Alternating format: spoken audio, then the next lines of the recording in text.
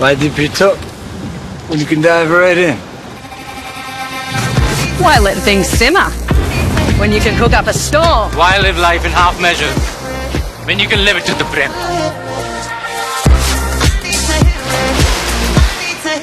నేను చెప్పదలుచుకున్న మా మిత్రులకు మా సోదరులకు ముఖ్యమంత్రిగా ఉన్న నా మీదనే 182 కేసులు ఉన్నాయి. నా కేసులే నేను తీసుకోలేకపోయినా. చట్టం వేరు, ముఖ్యమంత్రి కుర్చీ వేరు. ఇవాళ వాళ్ళ మాయమాటలు నమ్మి మీరు కేసుల్లో ఇరుక్కుంటే బెయిల్ ఎప్పుడు వస్తుందో తెలియదు, మన కుటుంబాలను ఎప్పుడు కలుసుకుంటామో తెలియదు. నేను అడగదలుచుకున్న మీ భూములు గుంజుకొని ఏం చేస్తాను? నేను సాప చుట్టి ఇంటికి తీసుకుపోతానా? నాకేం అవసరం ఉంది?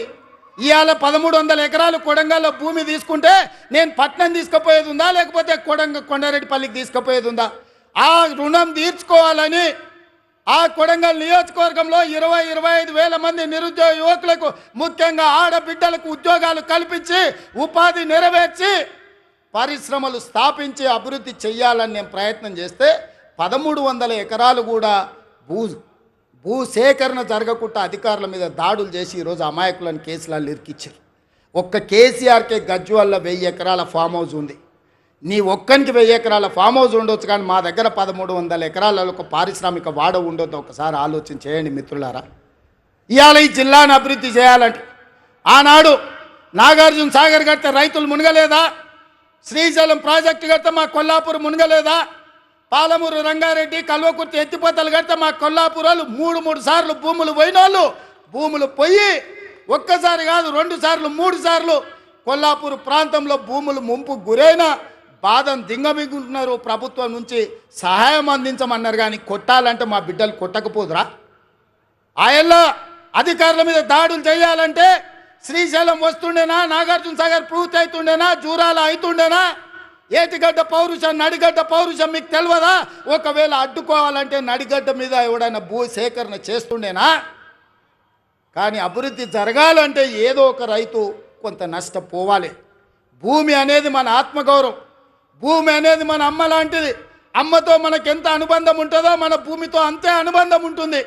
నాకు తెలియంది కాదు, కానీ అభివృద్ధి జరగాలంటే ఆ భూసేకరణ జరగాలి. అందుకే వాళ్లకు కావలసినంత నష్ట పరిహారం ఇవ్వడం ద్వారా భూమిని సేకరించి పరిశ్రమలు పెట్టాలని నేను ప్రయత్నం చేస్తుంటే కేసీఆర్, కేటీఆర్, హరీష్ అడ్డుకుంటున్నారు. నేను అడుగుతున్నా, మీరు ఆలోచన చెయ్యండి అని. ఇవాళ వాళ్ళు అడ్డుకుంటారు, పోతారు. వాళ్ళకి ఫామ్ హౌజులు ఉన్నాయి, ఒక ఆయనకు జన్వాడలు ఉంది, ఒక ఆయనకు గజ్వేల్ ఉంది. వాళ్ళు సంతోషంగా ఉంటారు. మళ్ళీ ఈ జిల్లాకి ఎప్పుడైనా పరిశ్రమలు వస్తాయా? మన పిల్లలకు ఉద్యోగాలు వస్తాయా? ఇవాళ మీరు అండగా నిలబడితే 10 రూపాయలు ఎక్కువైనా ఇచ్చే శక్తి నా దగ్గర ఉంది. నేను సంతకం పెడితే 10 లక్షలు కాదు, ఎకరాకి 20 లక్షలు ఇచ్చే శక్తి నా దగ్గర ఉంది. తీసుకోండి, 20 లక్షలు తీసుకోండి. మీకు ఇచ్చే బాధ్యత నాది. ఇంటికి పైసలు తెచ్చి ఇచ్చే బాధ్యత మాది. నీ ఇంట్లో ఉన్న చదువుకున్న వాళ్ళకు, చదువు రానోళ్ళకు ఉద్యోగాలు ఇచ్చే బాధ్యత నాది. అభివృద్ధిని అడ్డుకోకండి, మాయ మాటలు వినకండి, వాళ్ళ ఉచ్చులో పడకండి. వాళ్ళ ఉచ్చులో పడితే జైల్లోకి వెళ్తే మన కుటుంబాలు ఆగమవుతాయి. ఇవాళ 10 రూపాయలు ఎక్కువ తీసుకోండి, పక్కకు పోయి భూమి కొనుక్కోండి, పిల్లలకు ఉద్యోగాలు తీసుకోండి, మీ కుటుంబాలు బాగుపడండి. ఇంట్లో ఒక్కరికి ఉద్యోగం వస్తే ఒక తరమే మారుతుంది, ఒక తరం తలరాతనే బాగుపడుతుంది. తలరాతను మార్చే అవకాశాలను వదులుకోకండి.